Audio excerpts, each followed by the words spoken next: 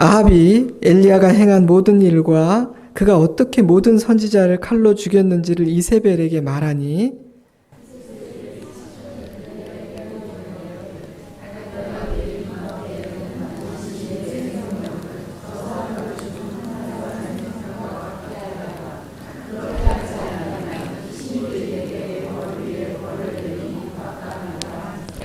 그가 이 형편을 보고 일어나 자기의 생명을 위해 도망하여 유다에 속한 브엘세바에 이르러 자기의 사환을 그곳에 머물게 하고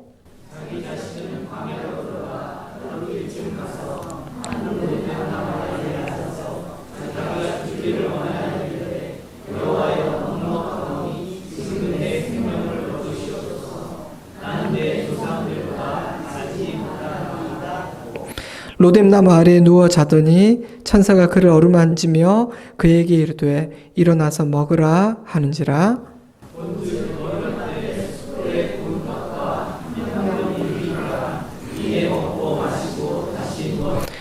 여호와의 천사가 또 다시 와서 어루만지며 이르되 일어나 먹으라 내가 갈 길을 다 가지 못할까 하노라 하는지라.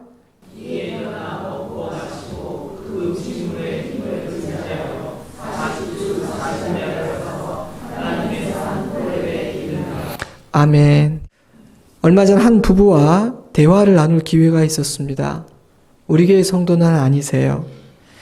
인생 상담을 하기 위해 만났던 것도 아니었고 심지어 누군가의 소개로 처음 만나는 사이였음에도 불구하고 너무나 솔직하게 자신의 삶을 오픈해 주셨습니다. 아내는 오랫동안 몸이 아팠고 남편은 몇 년 전 심각한 우울증이 찾아왔었다고 하시더군요. 매일 죽음을 생각했고 자주 유서를 썼으며 운전을 하다가 핸들을 꺾어 벽에 부딪혀 생을 이대로 멈추고 싶다는 충동을 느낀 적도 한 번이 아니었다고 하셨습니다. 그렇게 죽음이라는 호수에 완전히 잠기기 직전에 찰랑찰랑한 상태로 살아가던 어느 날 한 선배가 찾아와 손을 잡고 눈물로 호소를 하더랍니다. 도움을 받아야 돼. 나도 너무나 힘든 시간을 보내보았기 때문에 잘 알아. 자네 그렇게 방치하다가는 정말 큰일 난다. 선배의 진심 어린 조언 덕분에 병원을 찾아가 상담을 받았고 우울증 약도 복용하기 시작했습니다. 그렇게 1년여 동안 도움을 받으며 위기를 넘길 수 있었다고 해요. 눈물이 많아졌답니다. 저와 대화하는 중에도 뜬금없이 눈물을 보이기도 하시더라고요. 지금은 약을 중단했고 소중하게 여겨야 할 것이 무엇이며 마음 쓰지 않아도 될 하찮은 것들은 무엇인지 마음과 삶에 이런저런 변화가 생겼다고 하셨습니다. 공감할 수 있는 부분이 참 많았고요.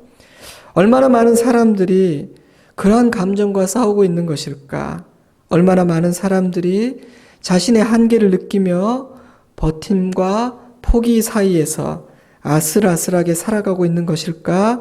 라는 생각을 하게 되는 그런 하루였습니다. 최근에 제가 아는 사모님 한 분이 우울증으로 고통하시다가 결국은 하늘 아버지 품에 안기셨습니다. 개인적으로 아는 사이는 아니지만 멀리서 호감을 갖고 있던 어느 여배우의 죽음으로 인한 충격이 채 가시기도 전에 한 유명 정치인의 갑작스러운 죽음의 소식이 들려왔습니다. 그 배우에는 육체와 감정의 탈진이 있었는데 흔히 우울증이라고 표현되는 것 같아요.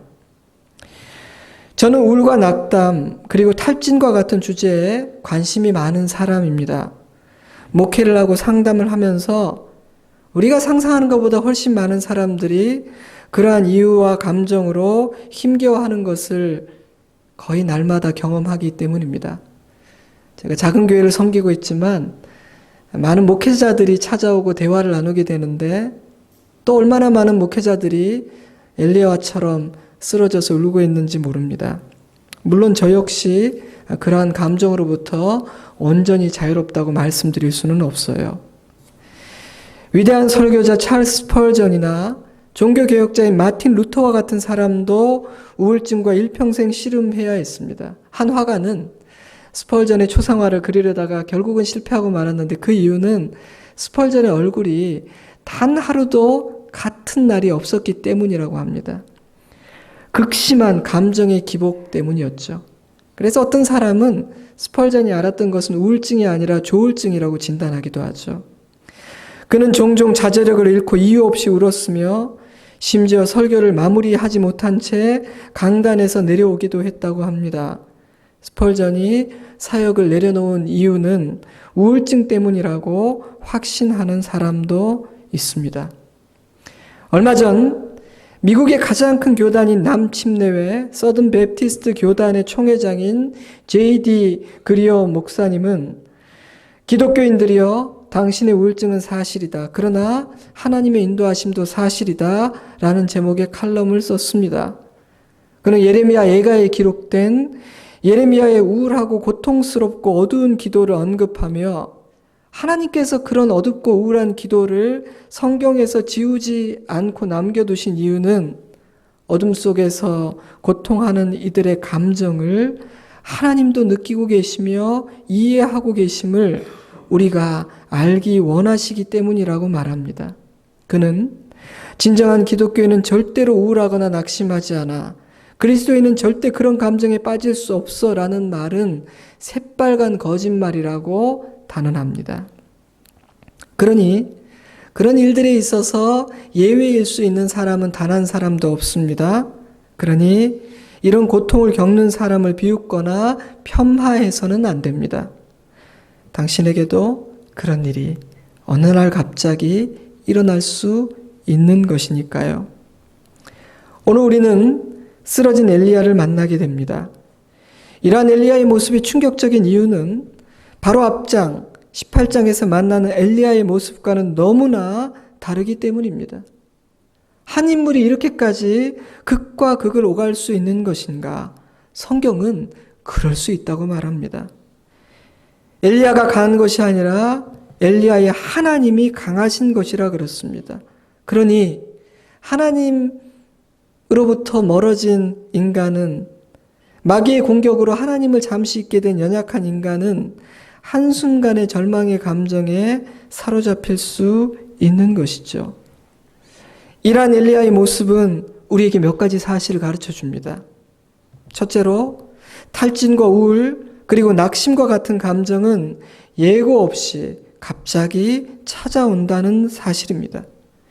열왕기 17장과 18장을 읽으신 후에 오늘 읽은 19장 말씀을 대하면, 아니 지금까지 잘 견디다가 갑자기 왜?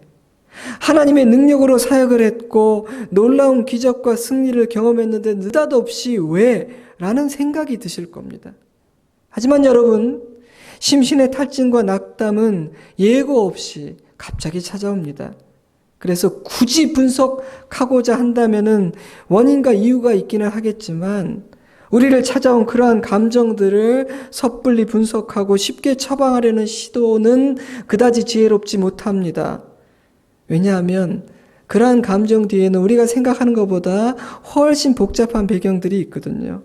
때문에 그런 아픔 가운데 있는 사람들에게 어줍지 않게 섣부른 충고를 하는 것도 지혜로운 일은 아니겠죠. 또한 탈진과 우울 그리고 낙심과 같은 감정은 위대한 성취와 대단한 승리 뒤에 찾아올 수도 있다는 사실입니다. 아합이 엘리야가 행한 모든 일과 그가 어떻게 모든 선지자를 칼로 죽였는지를 이세벨에게 말하니, 엘리야는 위대한 승리를 경험했지만 그 기쁨이 채 식기도 전에 탈진과 낙담이라는 늪에 빠지게 되었습니다. 저는 이것은 우리에게 굉장히 중요한 사실을 가르쳐주고 있다고 생각해요. 무대에서 박수갈채를 받은 후에 찾아오는 공허감은 엄청나다고 합니다. 그래서 무대에 서는 사람이나 어떤 성취나 성공을 이룬 사람들 중에는 그 공허함과 우울을 극복하기 위해 마약이나 성적인 중독, 도박과 같은 파괴적인 일에 빠지는 경우가 적지 않습니다.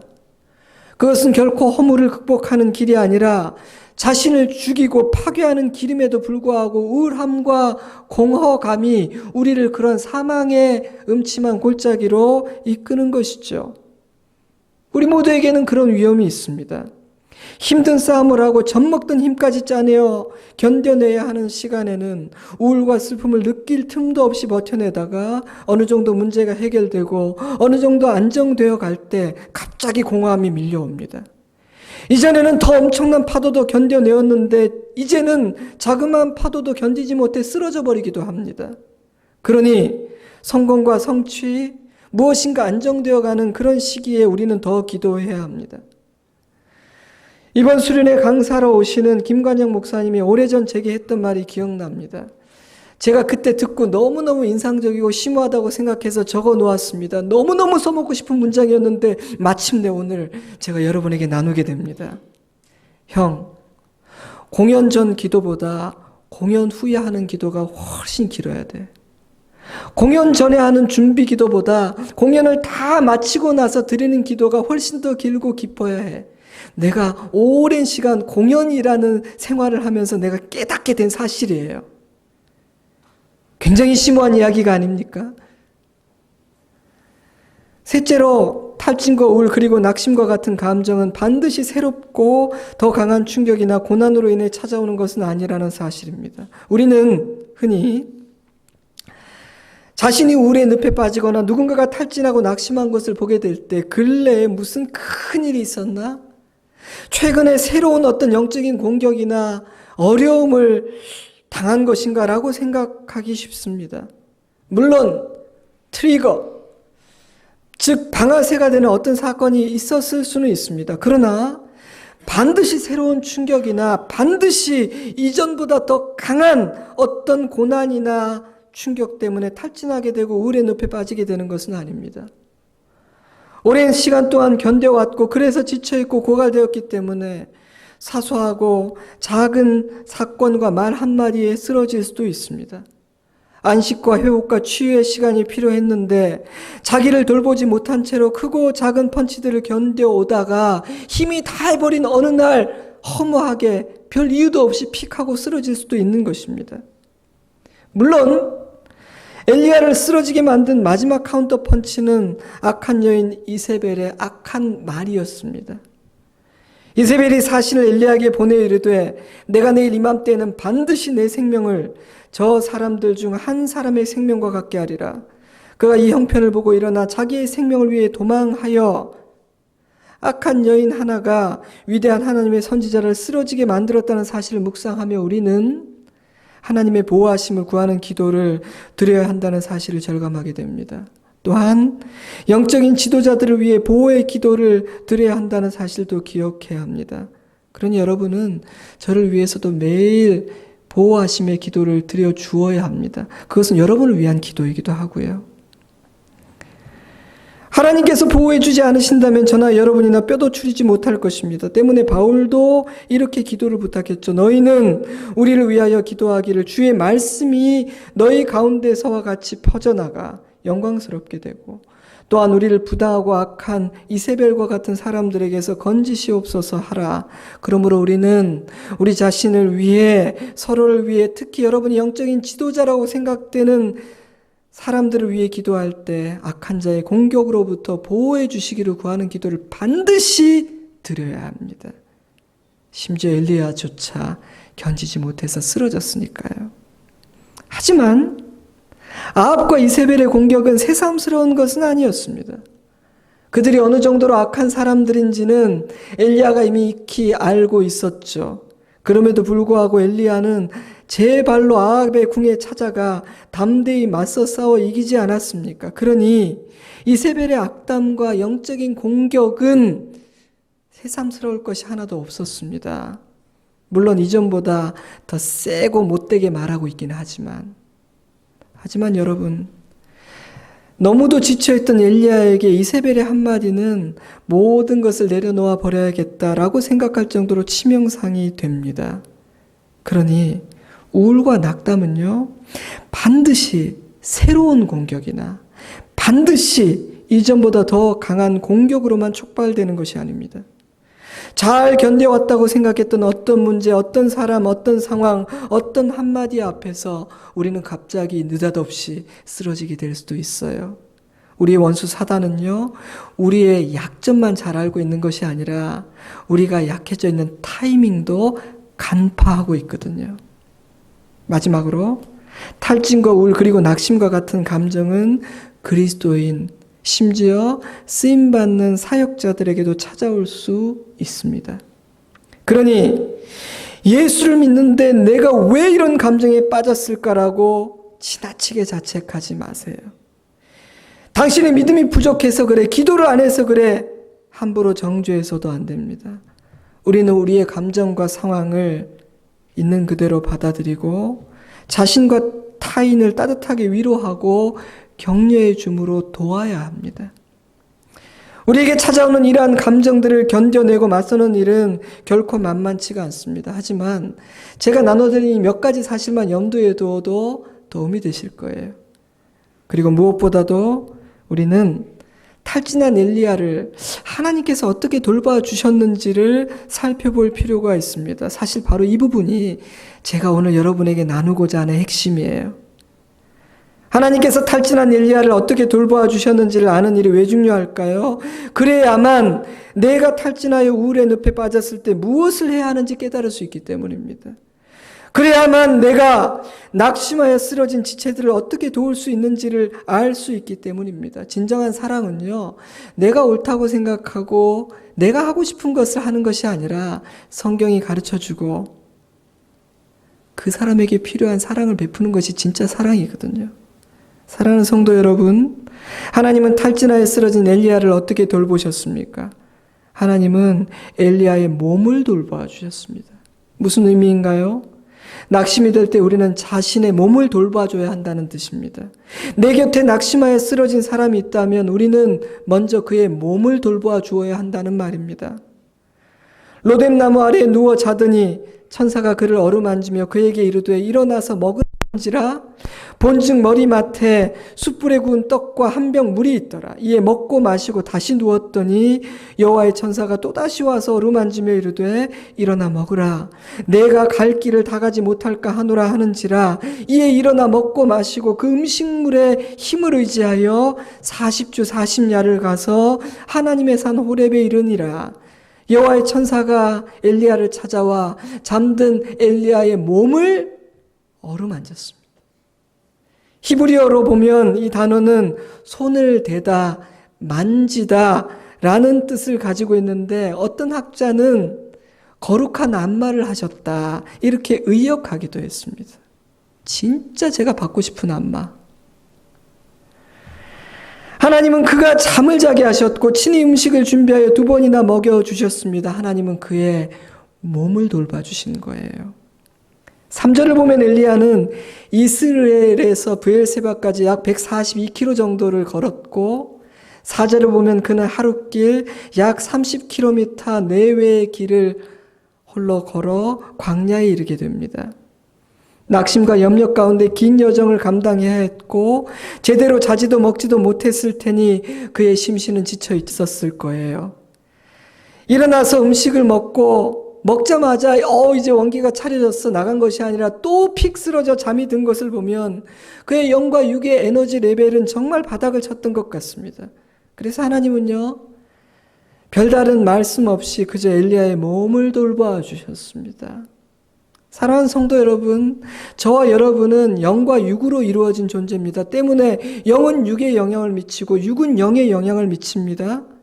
그런데 연약한 우리는 육신의 상태에 많은 영향을 받게 됩니다. 그래서요, 육을 돌보는 것, 몸을 돌보는 것도 중요해요. 그러니 하나님께서 하신 것처럼 낙심하고 우울의 늪에 빠져 있을 때 자신의 몸을 돌봐 주십시오. 좋은 음식, 맛있는 음식을 먹고 푹 쉬기도 하고 마사지도 받고 산책도 하고 운동을 하십시오. 그렇게 함으로 자신의 몸을 격려하고 자신의 몸에 상을 주라는 겁니다. 자, 이 표현을 주목하세요. 여러분, 자기 몸에 상을 주세요. 만약 여러분 곁에 누군가가 우울감에 빠져 있거나 탈진해 있다고 느껴진다면 그 사람의 몸을 돌보아 주십시오. 함께 맛있는 것을 먹으세요. 좋은 것을 먹자고 불러내십시오. 하지만 때로 그가 그 동굴 밖으로 나와서 누군가와 어울려 먹을 힘조차 없을 때도 있습니다. 그러면 여러분의 욕심으로 굳이 불러내지 마십시오. 내가 예약을 했으니 가서 먹으라고 하세요. 좋은 것을 선물하세요. 그에게 쉴 수 있는 여건을 마련해주고 그의 몸에 하나님을 대신해서 여러분이 상을 주세요. 그것은 참 의미 있는 사랑의 방법입니다. 얼마 전에 우울증에 대한 영상을 하나 보았습니다. 우울감이란 바다에 빠지기 전의 상태이기 때문에 어느 정도 통제도 가능하고 자신의 힘과 의지로 극복할 여지도 있지만 우울증은 이미 바다에 깊이 빠져버린 상태이기에 누군가가 건져 주어야만 한다는 강사의 말이 참 인상적이었어요. 그분은 운동을 굉장히 강조했습니다. 정신과 의사인 그분은요, 여러 병원에 있는 여러 과 중에서 아마 운동을 가장 강조해야만 하는 과는 재활의학과가 아니라 정신과일 것이라고 얘기하더라고요. 그러면서 자기는 우울증에 빠져서 자기를 찾아오는 환자들에게 가장 효과적이고 구체적인 방법으로 운동하라고 얘기한대요. 저는 몸을 돌보는 일은 마음을 돌보는 일에 굉장히 중요하다는 사실을 다시 한번 생각했습니다. 저는 하나님께서 엘리야의 몸을 돌봐 주셨다는 사실이 참 감사합니다. 영이 가장 중요하며 문제의 본질이 무엇이고 궁극적인 처방이 무엇인지를 정확하게 아신 하나님께서 그의 몸부터 어루만져 주시고 자게 하시고 먹이셨다는 사실이 참 인상적입니다. 그에 비해 인간은 종종 무자비한 것 같아요. 자신의 얄팍한 지식과 경험으로 함부로 판단하고 충고하고 가르치려 하니까요. 그래서 인간은 돕는다고 하지만 오히려 더 다치게 만들기도 하고 하나님의 의를 말하지만 하나님의 의를 이루지 못하게 되기도 합니다. 하지만 하나님은 묵묵하고 조용하게 엘리야의 몸을 돌보아 주셨습니다. 저는 하나님을 따라하는 것이 참 지혜라고 믿고 있습니다. 깊이 깨닫지 못하면 그냥 성경을 보고 하나님이 어떻게 하셨나, 예수님이 어떻게 하셨나 보고 흉내만 잘 내도 됩니다. 그러니 엘리야의 몸을 돌보신 하나님의 행동을 우리는 따라해야 됩니다. 자신의 몸을 돌보아 주세요. 사랑하는 사람들의 몸을 돌보아 주시기 바랍니다. 또한 하나님은 엘리야의 상태, 즉 그의 감정과 정서를 이해해 주셨습니다. 무슨 의미입니까? 낙심이 될 때 우리에게는 나를 이해해 주는 누군가가 필요하다는 뜻입니다. 내 곁에 낙심하여 쓰러진 사람이 있다면 그의 감정을 그냥 있는 그대로 이해해 줘야 한다는 의미입니다. 키워드는 이해입니다. 이해. 하나님은 엘리야의 상황이나 감정을 판단하거나 정죄하지 않으셨습니다. 물론 비난하거나 책망하지도 않으셨죠. 하나님은 그의 감정을 있는 그대로 받아들여 주시고 이해하셨습니다. 그의 기도는 죽여달라는 간구라기보다는 소망을 잃고 좌절한 자의 탄식이요 하소연이었습니다. 때문에 하나님은 야 이놈아, 그게 선지자의 입에 담을 말이냐? 책망하거나 충고하지 않으시고 그런 그의 심정을 받아주시고 이해해 주셨습니다. 물론 잘하고 있다는 의미는 아닙니다. 그것은 그래, 그런 생각을 네가 할 만도 하지. 그동안 네가 얼마나 힘들었는지 내가 알고 있으니까 라고 말씀하시는 아버지의 사랑입니다. 사랑하는 성도 여러분, 우리가 낙심하였을 때 우리에게 필요한 것은 누군가의 진심 어린 이해입니다. 우리는 누군가가 나의 감정, 나의 아픔을 아무런 판단과 정죄함이 없이 있는 그대로 받아들여주고 고개를 끄덕여주기를 갈망하는 존재입니다. 그런데 인간 중에서 그런 인간을 찾는다는 것은 그렇게 쉬운 일이 아니죠. 우리는 종종 그래도 나는 누군가를 진심으로 이해한다고 생각하지만 대부분 그것은 착각입니다. 사람이 사람을 이해하는 것은 기적에 가까운 일이에요. 홍해가 갈라지는 정도의 사건이죠. 얼마 전에 읽었던 어떤 책에서 저자는 그런 인간의 고독함을 이렇게 말했습니다. 좀 길지만 읽어드릴게요. 우리의 고난은 현실이다. 하지만 누군가와 자신의 고통에 대해 나눌 때 그가 내가 느끼는 그 현실을 그대로 느끼고 이해하기란 참으로 어려운 일이다. 우리가 매일 겪는 아픈 현실이 타인에게는 공허한 개념으로 들리기 쉽기 때문이다. 물론 그들이 의도적으로 그렇게 하는 것은 아니다. 하지만 그들은 우리가 경험하는 고난과 아픔의 심각성을 과소평가하는 것처럼 느껴진다. 그들은 도움을 주고 싶어하고 도움을 주었다고 생각하기도 하지만 사실은 그렇지 않다. 우리는 그들이 이해할 수 있는 말로 나의 고통을 표현할 수 없기에 큰 좌절감을 느낀다. 나의 현실과 다른 사람의 이해 사이에 존재하는 깊은 괴리가 우리의 고통을 더 가중시킨다. 나의 경험을 잠시 언급하면 다음과 같다. 나의 고통을 아는 사람들이 요즘은 어떻게 지내냐고 물으면 대답하기가 참 어렵다. 좀 나아졌다고 대답하면 그들은 마치 내가 완쾌된 것처럼 받아들인다. 수술을 또 해야 하냐고 물을 때 아니라고 대답하면 나의 문제가 해결되었고 잘 지내고 있다고 생각한다. 하지만 나는 죽을 때까지 신장 손상의 후유증을 안고 살아가야 하며 매일매일을 힘겹게 견디며 살고 있다. 그렇다고 해서 나의 어려움과 고통을 있는 그대로 솔직하게 나누면 사람들은 지나치게 심각하게 받아들이거나 몹시 부담스러워한다. 자기식으로 해석해버리고 오해하기도 한다. 그러니 지나치게 극적인 표현을 사용하지 않으면서도 지금 내가 견디고 있으며 앞으로도 견뎌내야 할 나의 현실과 고통을 다른 사람에게 인식시키고 이해할 수 있도록 만드는 방법을 찾는 것은 결코 쉽지가 않다. 저는 이 글을 읽으면서 굉장히 공감이 됐어요. 이처럼 인간이 인간을 이해하고 공감하는 것은 기적과 같은 일입니다. 부부 간에도 가족 간에도 쉽지 않아요.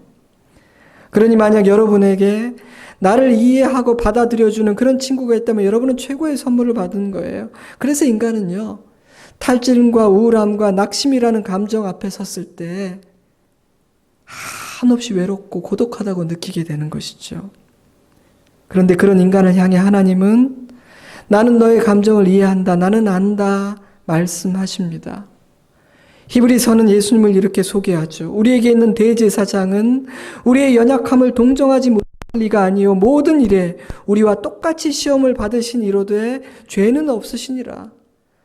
동정한다라는 헬라어는 동일한 감정을 느낀다, 진심으로 이해하고 불쌍히 여긴다라는 의미를 담고 있습니다. 예수님은 인간이 지닌 모든 연약함을 100% 지닌 채로 이 땅에서 사셨기 때문입니다. 때문에 예수님은 우리를 완벽하게 이해하십니다. 질병의 고통, 관계의 힘겨움, 우울증과 탈진, 가난의 고통, 예수님은 모두 다 알고 계십니다. 왜냐하면 이 땅에서 몸으로 친히 경험하셨거든요. 사랑하는 성도 여러분, 예수님이 나를 이해하신다는 사실이 여러분에게 위로가 되고 소망이 되기를 저는 바랍니다. 하나님은 엘리야에게 치료와 회복이 필요함을 알고 계셨습니다. 그래서 판단하거나 비난하거나 가르치지 않으셨습니다.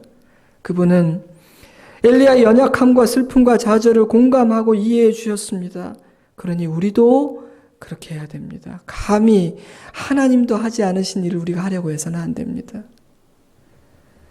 또한 하나님은 엘리야의 영혼을 돌보아 주셨습니다. 무슨 의미입니까? 낙심이 될 때 하나님을 찾으라, 예배하라, 주님께 하소연하라는 뜻입니다.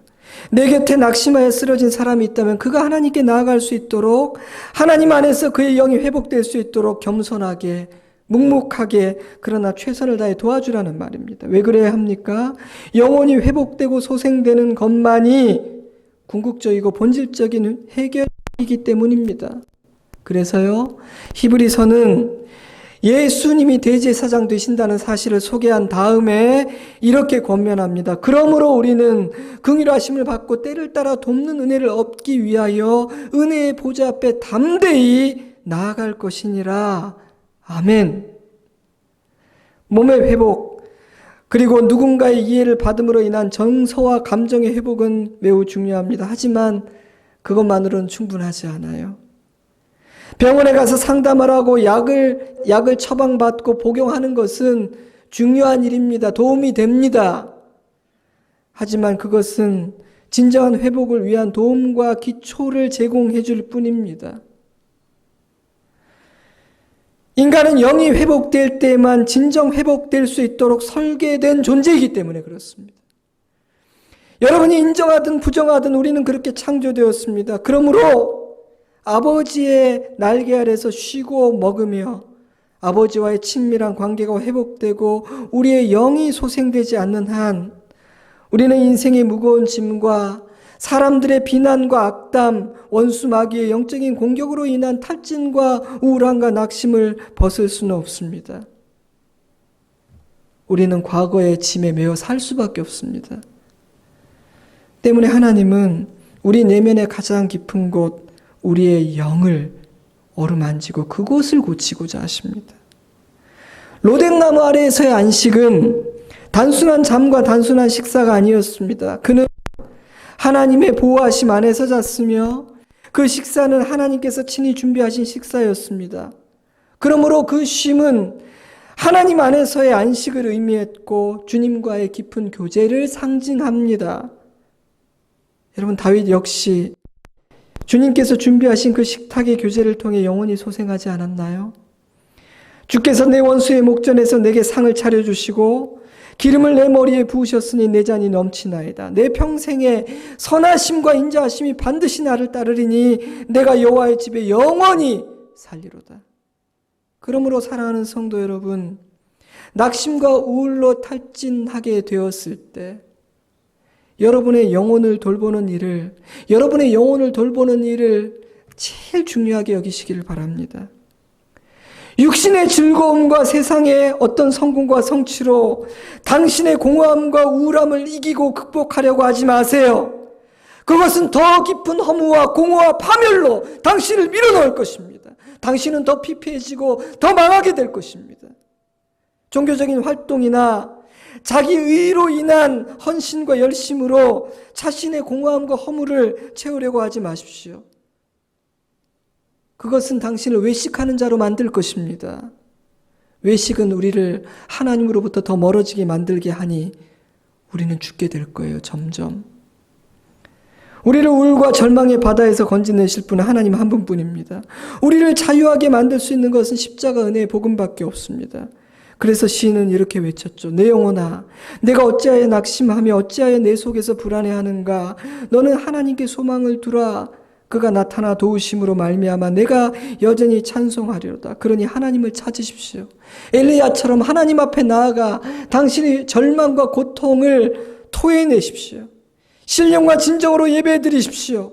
나의 의와 열심과 교만과 어리석음을 내려놓고 십자가 은혜의 복음 아래에서 자유함과 안식을 누리십시오.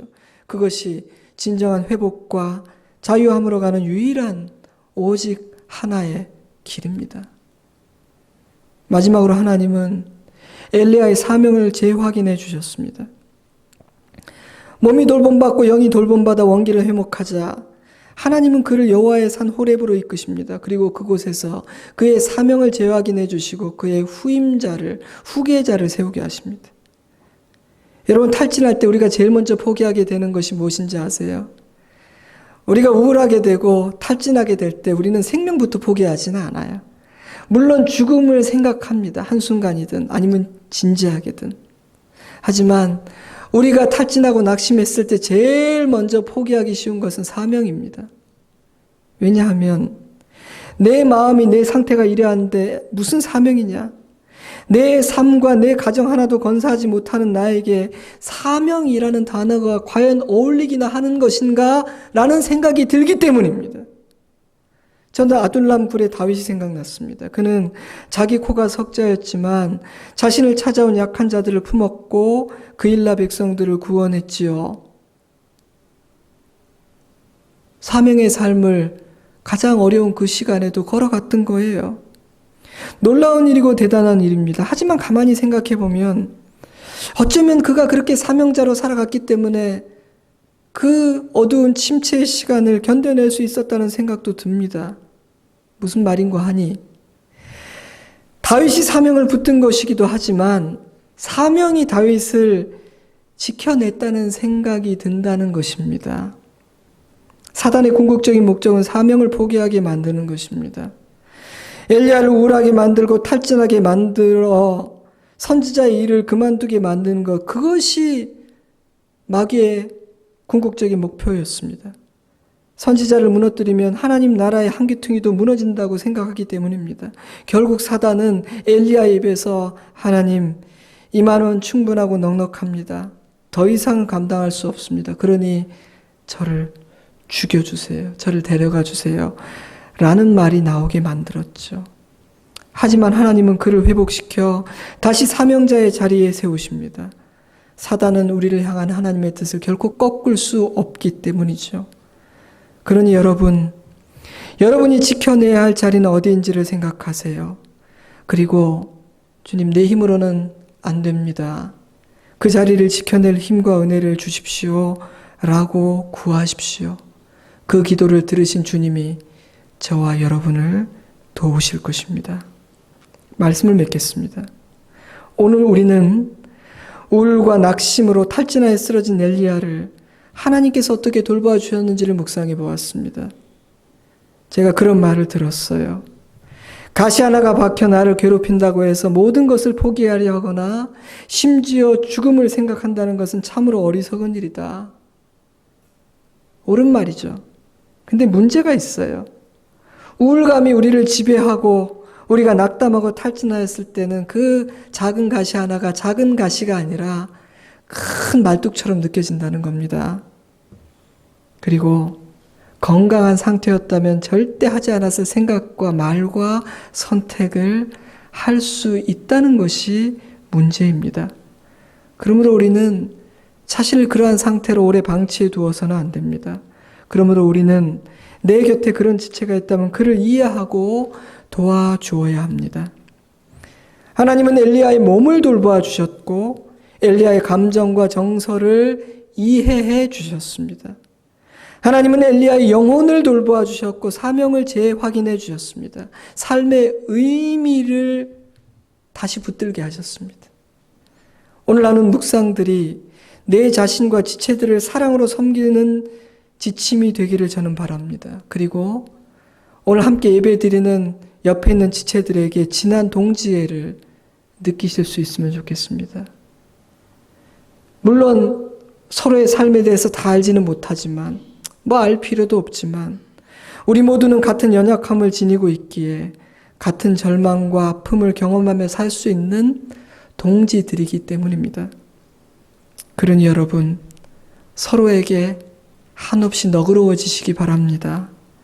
서로를 사랑하고 서로를 아끼시고 서로를 도와주시기 바랍니다. 기도하겠습니다. 사랑하는 여러분, 오늘 이 말씀 가운데 어떤 문장, 어떤 메시지가 여러분의 가슴과 심령을 칩니까? 그 말씀을 붙드십시오. 그 말씀에 반응하십시오. 집에 가서 하겠다 생각하지 마세요. 이 자리에서 하십시오. 회개해야 될 것이 있습니까? 부끄러운 것이 있습니까? 주님께 토해내고 회개하고 돌이키고 청산하십시오. 그리고 결심해야 될 일이 있습니까? 아버지 앞에 결심하고 돌아가십시오. 그래서 오늘 이 예배의 자리를 여러분의 인생의 터닝 포인트로 만드십시오. 우리 함께 기도하겠습니다. 아버지 하나님, 아버지 하나님, 아버지 하나님, 아버지 하나님, 아버지 하나님, 아버지 하나님, 주여 우리 불쌍히 여겨주시고 도와주십시오. 아버지 하나님, 아버지 하나님, 주여 하나님 아버지, 하나님 아버지, 하나님 아버지, 아버지 하나님, 아버지 하나님, 주님 감사합니다. 아버지 감사합니다. 아버지 감사합니다. 아버지 하나님, 아버지 하나님이시여 주여 아버지 도와주시고 아버지 역사해 주옵소서. 아버지 성도들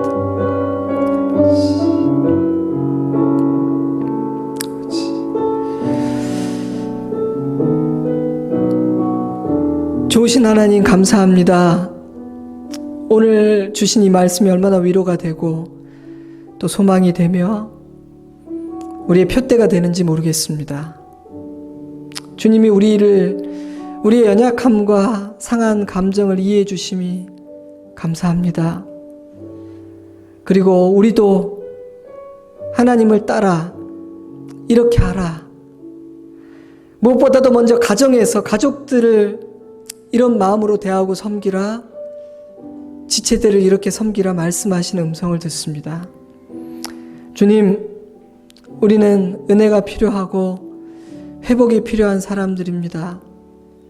주님의 품 안에서 회복되고 일어서는 지혜를 갖게 하시고, 또한 늘 주저앉아 회복만을 기다리는 것이 아니라 사명을 붙들고 누군가를 위로하고 회복시켜내는 우리 아버지께 받은 은혜를 흘려보내고 나누는 참 백성 되게 하여 주시옵소서.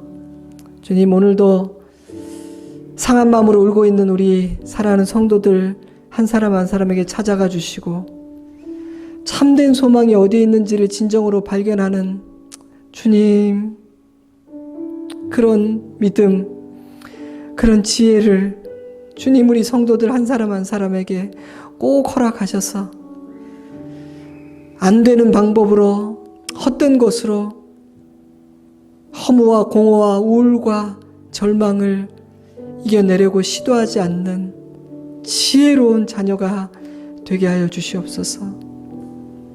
주님 감사합니다. 주님께서 행하실 일들을 찬양하며 예수님 이름으로 기도드리옵나이다. 아멘. 우리 다 같이 자리에서 일어나서 우리 찬양 드리겠습니다.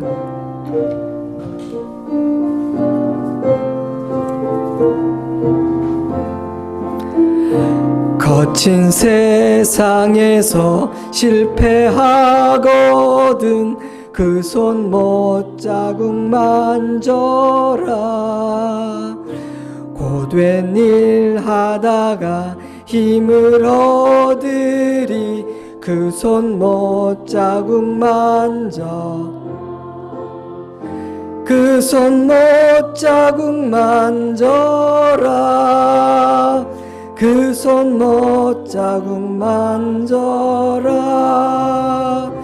주가 널 지키며 인도하시리. 그 손 못자국 만져. 내가 어둠 속을 걸어갈 때에 그 손 못자국 만져라. 주가 참 평안을 내게 주시리. 그 손 못자국 만져. 그 손 못자국 만져라. 그 손 못자국 만져라. 널 지키며 인도하시리. 그 손 못자국만. 내가 부활의 주, 내가 부활의 주 따라가려면 그 손 못자국 만져라. 내가 주 안에서 쥐리 살리라. 그 손 못자국 만져. 그 손 못자국 만져라.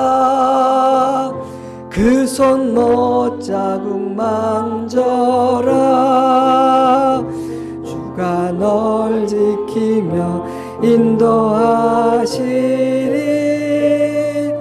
그 손 못자국 만져. 너의 죄악의 짐 무거울 때에 그 손 못자국 만져라. 마음 문 열고서 주를 모셔라. 그 손 못자국 그 손 못자국 만져라.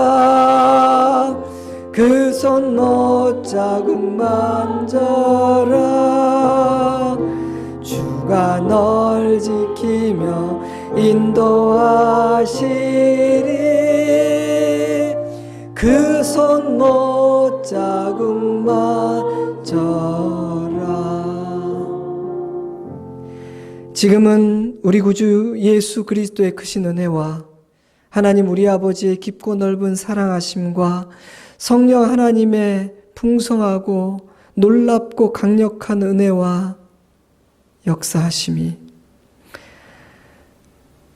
탈진한 우리를 돌보시는 주님의 손을 꼭 잡고 우리도 우리 하나님 우리에게 베푸신 그 은혜를 본받고 흘려보내는 놀라운 주님의 사명자요 도구로 살아가기를 소원하고 다짐하며 돌아가는 사랑하는 자녀들과 그 가정 위에 우리 좋은 씨앗교회와 함께 예배드리는 개포동 교회 그리고 조국의 교회와 열방의 교회들 위에 그리고 이 나라와 이 민족 위에 이제로부터 영원토록 함께 하시옵기를 간절히 축원하옵나이다.